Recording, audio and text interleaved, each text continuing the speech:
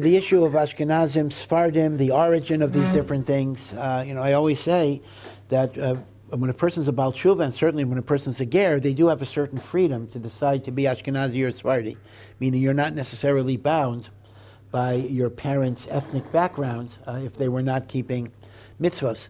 So if I have to decide, do I want to be Ashkenazi or Sephardi, I got to go through a whole big list. Pros and cons. Ashkenazim, Shlichus 1 week, Sephardim a whole month. Okay, so that's in favor of Ashkenazim. Rice on Pesach, that's in favor of Sephardim. Polygamy, that can go either way. So I don't know. Now, the thing is this. The thing is, there is a Havana that actually says that the ultimate origin of course, Ashkenaz and Sephardim are ultimately two geographical areas, right? That's Ashkenazi is the European continent, and Sephardim are, Spain plus the Middle East and the like. But some say that the nafkaminas between Ashkenazim and Sephardim are actually rooted in Bavli and Yerushalmi, and that's very fascinating. And that is, in the time of the Mishnah and Gemara, the two main Torah centers in the world were Bavel and Eretz Yisrael. And these were two different Torah centers. The halachos of Eretz Yisrael were largely codified in the Talmud Yerushalmi, and the Bavli was codified in the Talmud Bavli. And interestingly enough, the Sephardim took over more of the minhagim of Bavel, and the Ashkenazim took over more of the minhagim of Eretz Yisrael. And in fact, the interesting idea was because it really was from Italy, meaning to say the way Jews got to Europe, how did they get to Germany, Poland, Russia? Was from Italy. So Eretz Yisrael, Italy, Germany, France, Poland, Russia. So as a result, the minhagim Eretz Yisrael became the minhagim of Ashkenaz. The minhagim of Sfarad came from Bavel. Now, this is very, very difficult to fully understand because Lamaisa, for both Ashkenazim and Sephardim, the Talmud Bavli is more authoritative than the Talmud Yerushalmi. So in terms of halacha, the Talmud Bavli wins almost all the time. But in terms of minhagim, the old idea was that Ashkenazim were based on the minhagim Eretz Yisrael, and the Sephardim were based on the minhagim of Bavel. So that's one source of origin of the difference. Now, the other thing is you have to understand the following. The fact that Ashkenazim and Sephardim have differences is not necessarily because Ashkenazim do it one way and Sephardim do it another way. It goes back to the poskim, meaning to say there were poskim, let's say the Rambam. The Rambam didn't decide anything because he was a Sephardi. The Rambam didn't say, I'm Sephardic, so I have to decide. Rather, the Rambam paskind because the Rambam paskind. Now, it happens to be he was a Sephardi, so therefore Sephardim followed the Rambam. See what I'm saying? In other words, Ashkenazim and Sephardim became Ashkenazim and Sephardim based on the poskim in their geographical area that were considered to be the greatest poskim. So it wasn't that we paskin a certain way because I'm a Sephard, or I paskin a certain way because I'm an Ashkenazi. Rather, if I'm Sfarad, I looked at the Rambam as my main authority. If I was Ashkenaz, I looked at the Rosh, or Rashi, as my main authority. So essentially, keep in mind that a lot of this, everything is b'hashgacha pratis, but one could imagine that if the Rishonim lived in a time that had email, fax, Zoom, and Skype, perhaps there wouldn't have been so many differences in Ashkenazim and Sephardim because we would have been aware of everybody's opinion. But the hashgacha was that the development of halacha occurred at a time when communications between countries was not so great. And as a result, there were different enclaves that had their rabbeim and their teachers. And they were not always aware of those other enclaves. And as a result, halachos developed differently. Now, had there been a more integrative communication system, the system might have been different. Now, I'm not suggesting all of this is by accident. Hashem wanted it that way, so that's the way it was. But nevertheless, part of Ashkenaz Sfard is simply geographical separation that resulted in different interpretations. So, everybody accepted the Babylonian Talmud as definitive, but Sephardic Rishonim interpreted the Sakla V'Tarya a certain way. Ashkenazim interpreted it a different way, and that had halachic ramifications. So you're dealing with the same primary text, and you had different modes of interpretation. But it is a good question. I mean, especially the thing that I said before is a bit problematical to say that Ashkenazic minhagim stem from Eretz Yisrael, and Sephardic minhagim stem from Bavel, while at the same time saying that even Ashkenazim consider the Talmud Bavli more definitive, seems to be almost a bit of a contradiction. But that's kind of how that system is set up, yeah. So then is there, like, when we say different tefillos, for example, like, it's because the poskim said you should say this in Shimon Esrei versus, Ashkenazim? Yeah, so here's the question. Let's take Shimon Esrei as a good example. Now, Shimon Esrei was not written by later generations. Shimon Esrei was compiled by the Anshe Knesset Hagdola, Ezra. Now, if Shimon Esrei was compiled by the Anshe Knesset Hagdola, presumably they wrote it one way. So how do you get not just Ashkenazi, Sephardi, but Taimani and different types of nuschais? Now, it is important to note that even considering all the differences of Shimon Esrei, they are relatively minor. They are relatively small in number, meaning to say a Shimon Esrei in Edut HaMizrach does not look radically different than a Shimon Esrei in an Ashkenazi show. There are differences in words, etc., but overall the structure is the same. But how do you reconcile it with the Anshe Knesset Hagdola, in which there was a definitive Shimon Esrei? I mean, somebody's wrong here. Either Ashkenazim are wrong, or Sephardim are wrong, or they're both wrong, because both of them have deviated from the official text, right? How did that happen?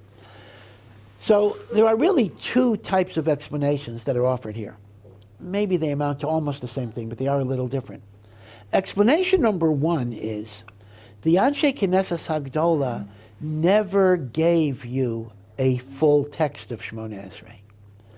They determined the content of the brachos, and they determined the order of the brachos, avos, gevuros, etc., and they determined the chasima of the brachos. Baruch atah Hashem, Rofei Chole, Goel Yisrael, etc.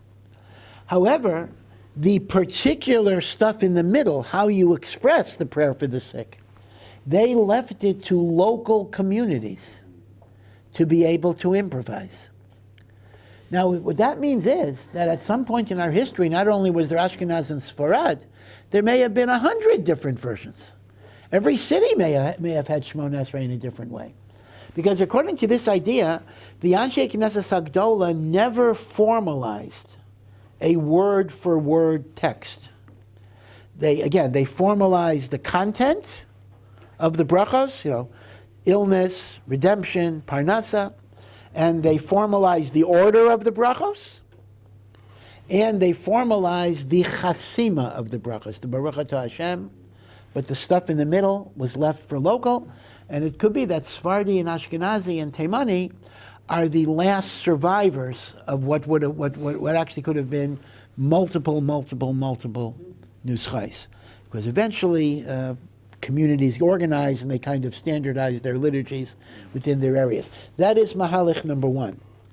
Mahalach number two is the name of the Arizal. The Arizal points out that in the Beis HaMikdash, not in the temple building, but in the Azara, the courtyard of the Beis HaMikdash, according to one opinion, in Maseches Midos, there were 13 gates to the Beis HaMikdash. 13 gates. Why 13 gates? Because each tribe had its own gate, and if you didn't know what tribe you belonged to, you went into what's called the Shar HaKolel, the general gate, for anyone who didn't know his tribe for whatever reason. So the Arizal says, the same way, there are 13 gates to the Beis HaMikdash. There are 13 gates to Shemayim, to access the heavenly temple through our prayers. And the different texts of the Amidah and the davening represent the remnants of different tribal ways. As the Arizal would actually say, I don't think we can count 12 nuschos today, but he actually says there were 12 nuschot of Shimon Esrei, giving each tribe a shar, and then the Arizal claimed that his Nusach Ari is the shar HaKolel, that if you don't know what tribe you belong to, Nusach Ari works for everybody. Now, that's a bit of a problem because we actually don't know what Nusach Ari is. I mean, that's a big problem. I mean, as you know, Chabad labels its Nusach Ari. But you have to understand what that means. It is the Baal HaTanya's psak as to what was Nusach Ari, meaning every Nusach of a Dut HaMizrach is a Nusach of the Ari. I mean, it's based on Kabbalah. The Baal HaTanya went through 60 different versions, and this was his psak. So it's not actually Nusach Ari, it's the Baal HaTanya's girsa of what he felt was Nusach Ari. But be it as it may, the Arizal did say that his Nusach is Shara Kolel. Now, this second answer is a little confusing because what does that mean? So you're telling me that the different Nuschos of Shimon Esrei, other than Nusach Ari, are matim to the tribe that I come from. So the question then becomes, then how do I know I'm davening the right Amida? I mean, maybe I'm davening the Ruvain Shimon Esrei when I'm really from Shimon. In other words, what's going to be the matchup here? And how can a Kohen and a Yisrael daven the same Shimon Esrei, since they for sure are from different tribes, right? The Yisrael is not from Levi, and the Kohen is from Levi. So there are going to be some difficulties with the Arizal's approach. So I think the easiest mahalach is the first mahalach, that the Anshe Knesset Agdola left it to each Sibor to improvise that way. And therefore, we don't do that improvisation today. You don't make up words, but theoretically you could. You'd be Yitzay, and as a result, if you follow these minhagim, it's going to be fine. Now, there's a big machlokas. Can an Ashkenazi daven Sephardi? Can a Sephardi daven Ashkenazi? This is a kind of a catch-22 halacha, because the Sephardi poskim tend to say an Ashkenazi is allowed to switch to Sephardi and not vice versa. And the Ashkenazi poskim tend to say exactly the opposite. So you kind of need a posek who's neither Ashkenazi or Sephardi to kind of look at this in a totally objective way. And the hachra is, generally speaking, though we follow, at least Ashkenazim, follow Rav Moshe's psak, that if your normal nusach is Ashkenazi and you're in a Sephardi shul, you should still daven Ashkenazi, but whatever is required for a minyan, like Kedusha, you should say the Kedusha of the Tzibur. Okay, that's important. So if I'm davening in a Sephardi shul, I answer the Kedusha of Sephardim. If a Sephardi is davening in an Ashkenazi shul, he answers the Kedusha of an Ashkenazi. But the Tefillah Balachash should be what your Nusach is, Sephardi or Ashkenazi, with the exception if you're a Chazan. If you're a Chazan, the silent should match the Chazaras Hashatz, because the whole purpose of the Chazan davening silent is to prepare himself for Chazaras Hashatz. So if I'm Sephardi and I'm davening for the Amud, my silent Amida should be Ashkenazi, and vice versa. But if I'm not a Chazan and I normally daven Sephardi, my silent Amida should be Sfarad. That's how we work. Now, just Minyan Li'inyan, what about pronunciations? That's actually became an issue with last Shabbos, Parshas Zohar, and that is, generally speaking, most people are not makbid in tefillah with the pronunciation of the chazan. So a Sephardi could daven for Ashkenazi, and Ashkenazi daven for Sephardi. We don't make a big deal with pronunciations, but some people are machmir for every Kriyas HaTorah, that they want to hear the Kriyas HaTorah in their havara. Most people are not machmir in that either, but many people are machmir that for Parshas Zohar, which may be a Kriyas HaTorah D'Oraisa, they're makbid on hearing it in the pronunciation, that they are makabel as a legitimate pronunciation. Me'ikar hadin, even that is not a problem, because the truth of the matter is, neither Ashkenazim nor Sephardim speak the correct pronunciation of Hebrew. In other words, we're basically all messed up in Hebrew pronunciation. I mean, if we ask the question, how did Moshe Rabbeinu speak? how did Avraham Avinu sound? It wouldn't sound like anybody's Havara today. And think about this, because if you look at the Hebrew alphabet, you see the alphabet doesn't make sense the way it's current. I mean, what is the difference between a tes and a tuf? And if you're Sephardi, what is the difference between a tuf and a suf? Or a beis and a vase? What is the difference between a ches and a chaf? These are the same. In our impoverished pronunciation, these things are indistinguishable letters. What type of alphabet has the same letters pronounced the same way multiple times? And then we have other phonemes, other sounds that are not in the alphabet at all. We don't have in our pronunciation th, a th sound. We don't have a soft gimel, although Teimanim do. We don't have a ja. So both Ashkenazim and Sephardim are not pronouncing Hebrew correctly. In fact, what is called Sephardic pronunciation in Medinat Yisrael was really made up by Eliezer ben Yehuda, who was Ashkenazi, but since he hated Russian, Jewish, Ashkenazic culture, so when he came to Eretz Yisrael, he was determined that only Sephardim were authentic, and he put on a Turkish fez and all sorts of stuff. So he was the one who pushed for Sephardic pronunciation, but it's not real Sephardic pronunciation. So the closest that we probably have to the way Hebrew sounded in the days of Moshe Rabbeinu is Teimani. Teimani is different. Teimani is different than regular Sephardic pronunciation, but even Teimani has been adulterated by Arabic. There has been a strong Arabic infusion. And think about differences in Ashkenazi pronunciation. How do you pronounce the cholim, the O sound, right? Do you say Torah? Actually, Torah, but let's forget about accents for a moment. Do you say Torah? Do you say Taura, which is the German pronunciation? Do you say Torah, which is the Polish pronunciation? Do you say Teira, which is the Litvischer pronunciation? Right? Very confusing. These are different dialects, Poland, Russia, Hungary, Germany, that existed within Ashkenazic communities. And then you have the Hasidic communities where the U sound becomes an E sound, Elekeni.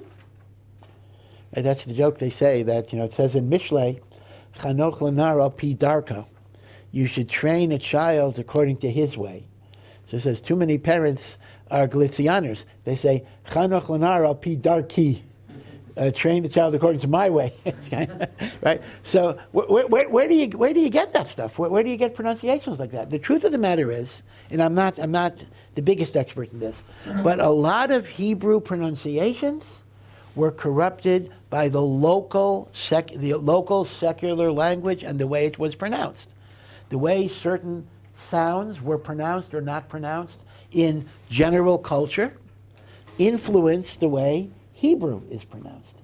As a result, we don't always have the original pronunciations of Hebrew. As I say, Teimanim are the closest, but even the Teimanim, there's been an adulteration of Arabic influence.